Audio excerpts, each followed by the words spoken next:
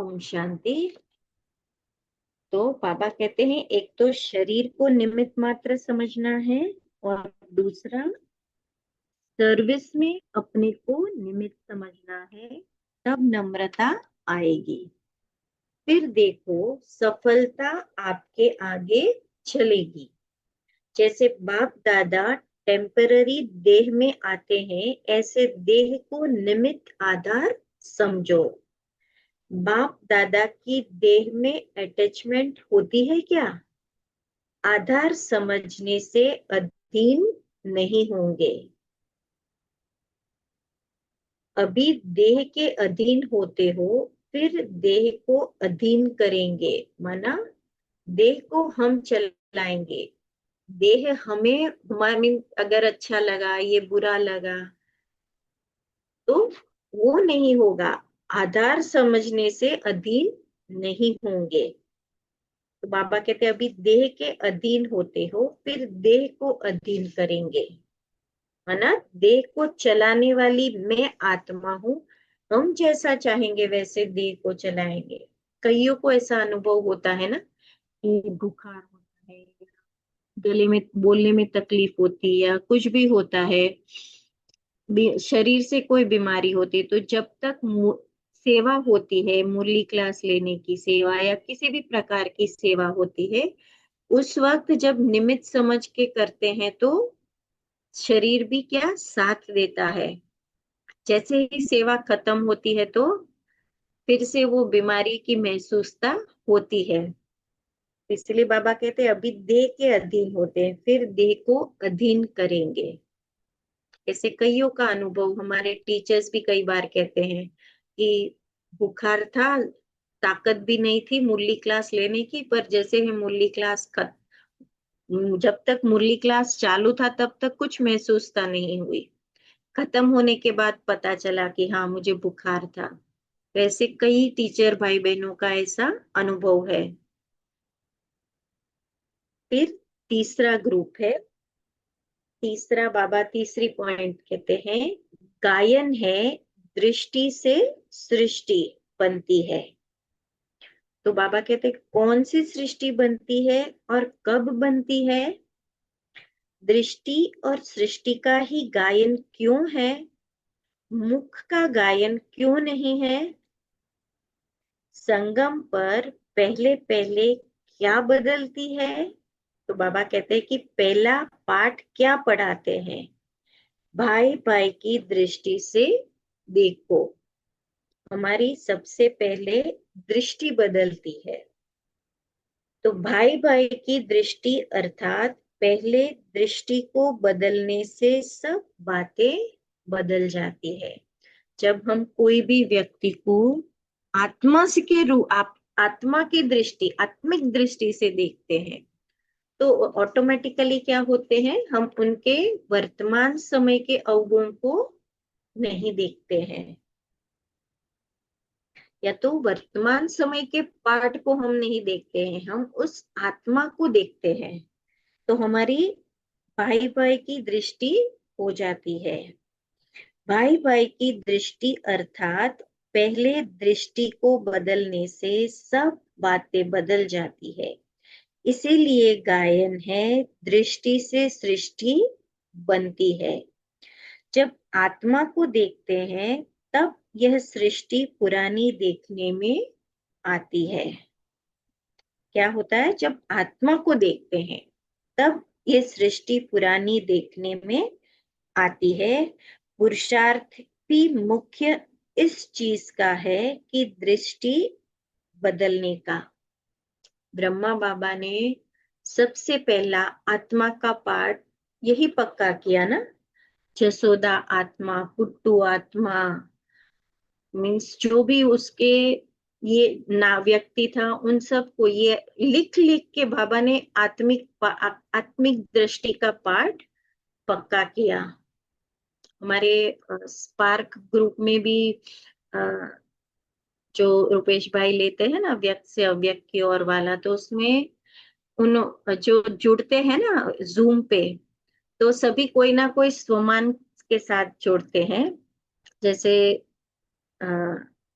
हर एक अपने नाम के साथ स्वमान रखते, भाई जी रखते हैं रूहानी सेवादारी, या रुपेश उनका नाम है तो वो हिसाब से भाई जी रखते हैं। सहज योगी रुपेश, या राज ऋषि रुपेश, भाई जी हमेशा यही रखते हैं, राज ऋषि रुपेश। माना अपने नाम के साथ कोई सोमान मैच होता है ना, उसी वर्ड के साथ ऐसे सभी जुड़ते हैं। सहज योगी, सहयोगी, जिसको जो सोमान पसंद है उस नाम के साथ वो नाम के आगे सोमान रख के जोड़ते हैं। तो ये भी एक खुद को भी आत्मा समझना, और दूसरे भी हमें क्या देखेंगे, उसी सोमान के साथ हमारे नाम को पढ़ेंगे। तो बहुत सारे, जैसे समय बदलता है तो तरीके भी बदलते हैं ना। जैसे ब्रह्मा बाबा ने लिख लिख के ये पक्का किया कि ये आत्मा है, ये आत्मा है। और कई ऐसे टीचर भाई बहने भी आपने देखा होगा कि अपना नाम नहीं लेते हैं, खुद को आत्मा के साथ ही, मुझ आत्मा को ये सेवा मिली है। हम क्या कहते हैं, मैं ये सेवा करती हूँ, मैं ये सेवा। कई लोग ये बोलते हैं कि ये सेवा मुझे मिली है, ये सेवा सेवा का भाग्य मिला है। तो एक भाषा का भी फर्क हो जाता है। तो इससे हमारे बोलने से भी हम क्या कर सकते हैं, आत्मिक दृष्टि को परिवर्तन कर सकते हैं। तो बाबा कहते हैं कि जब ये दृष्टि बदल जाती है तो स्थिति और परिस्थिति भी बदल जाती है। हम जब किसी व्यक्ति को आत्मा समझकर उसको देखते हैं तो हमें पता, मीन्स उसका कुछ भी अवगुण होता है तो हम क्या देखते हैं, ये वो वर्तमान समय का ये पार्ट प्ले कर रहे हैं। कितने जन्म लेते लेते इस आत्मा का ये वर्तमान समय का ये पार्ट है। तो ऑटोमेटिकली हमारी स्थिति और परिस्थिति भी बदल जाती है। जब यह दृष्टि बदलने से गुण और कर्म आपे ही बदल जाते हैं। यह आत्मिक दृष्टि नेचुरल हो जाए। दो चीजें बाबा ने कही, दृष्टि बदलने से स्थिति और परिस्थिति बदल जाती है, दृष्टि बदलने से गुण और कर्म आपे ही बदल जाते हैं। चौथा है, जो संगम युग पर अपना राजा बनता है वह प्रजा का भी राजा बन सकता है। जो संगम युग पर अपना राजा बनता है वह प्रजा का भी राजा बन सकता है। बाबा कहते हैं ना, स्वराज्याधिकारी सो विश्व राज्याधिकारी, है ना। जो अपनी कर्मेंद्रियों पर राज्य कर सकता है वो दूसरों पर भी कर सकता है।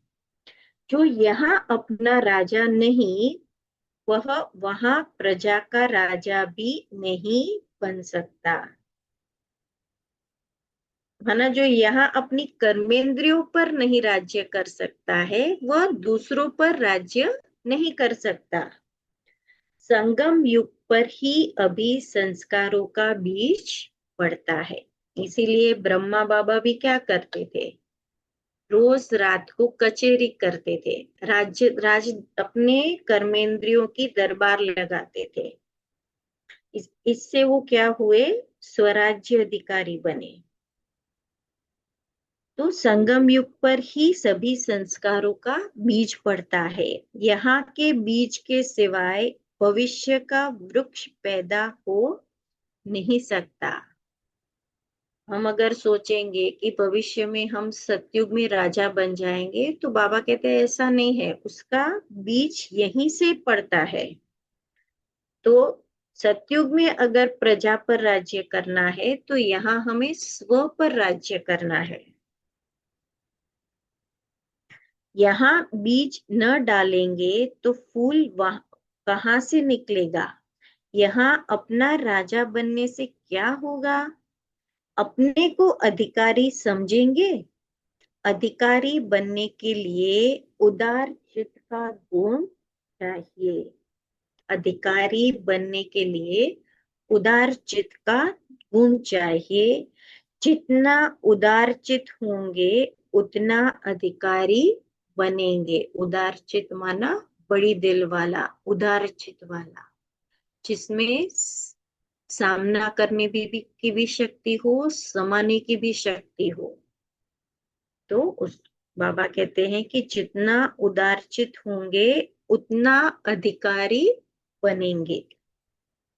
फिर 5वीं पॉइंट है, ब्राह्मणों का मुख्य कर्तव्य है पढ़ना और पढ़ाना। ब्राह्मणों का मुख्य कर्तव्य है पढ़ना और पढ़ाना। इसमें बिजी रहेंगे तो और बातों में बुद्धि नहीं जाएगी। तो अपने को पढ़ने और पढ़ाने में बिजी रखो। बाप दादा ने सुनाया है ना कि मन की वृत्ति और अव्यक्त दृष्टि से सर्विस कर सकते हो। मन की वृत्ति और अव्यक्त दृष्टि से सर्विस कर सकते हो। अपनी वृत्ति दृष्टि से सर्विस करने में कोई बंधन नहीं है। जिस बात में स्वतंत्र हो वह सर्विस करनी है। मनसा वाचा कर्मणा। तो बाबा कहती कि मन की वृत्ति और अव्यक्त दृष्टि से भी सर्विस कर सकते हो। तो जिस बात में स्वतंत्र हो, माना किसी को कोई बंधन है, जैसे पहली लाइन में बाबा ने कहा पहला कर्तव्य है पढ़ना और पढ़ाना और इसमें ही बिजी रहना है। तो मन की वृत्ति और अव्यक्त दृष्टि से भी बाबा कहते सर्विस कर सकते हो, अगर कोई किसी भी प्रकार का बंधन है तो ये 5 पॉइंट थी जो बाबा ने पार्टियों के साथ डिस्कस की। जिसमें पहला था, बाबा ने कहा कि मर्जीवा बनो, पहली पॉइंट में। फिर तीसरी पॉइंट में बाबा ने कहा कि सर्विस के लिए नम्रता का गुण धारण करो। नम्रता का गुण धारण करने के लिए क्या करना पड़ेगा? अपने को निमित्त समझना पड़ेगा। फिर बाबा ने कहा तीसरी पॉइंट में दृष्टि से सृष्टि बनती है। तो जैसी हमारे अगर हमें कौन सी दृष्टि पक्की करनी है? आत्मिक दृष्टि। तो जितना आत्मिक दृष्टि पक्की करेंगे, हमारी दृष्टि बदलने से दो बातें होती है। एक तो स्थिति और परिस्थिति बदल जाती है और दूसरा गुण और कर्म आपे ही बदल जाते हैं। फिर बाबा ने कहा कि संगम युग पर स्व का राज्य, स्वराज्य का अधिकारी बनो, कर्मेंद्रिय जीत बनो। ये कर्मेंद्रिय जीत शब्द नहीं यूज किया है, पर कर्मेंद्रियों पर राज्य करने वाले।